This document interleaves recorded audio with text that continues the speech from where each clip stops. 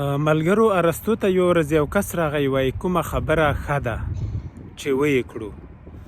ده ورته ویلې هغه خبره ښه ده چې په عقل برابره وي.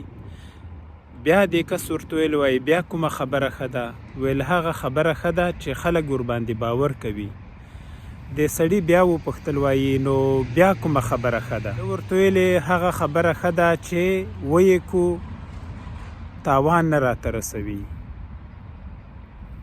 دې کس بیا وپوښتل، وایي تر دې وروسته بیا کومه خبره ښه ده؟ ده ورته وویلې که یوه خبره وکړو او نتیجه کې موږ ته تاوان رسیږي، یا ورباندې خلک باور نه کوي، یا په عقل برابره نه وي، نو دا خبره نه ده بلکې د څاروي غږ دی.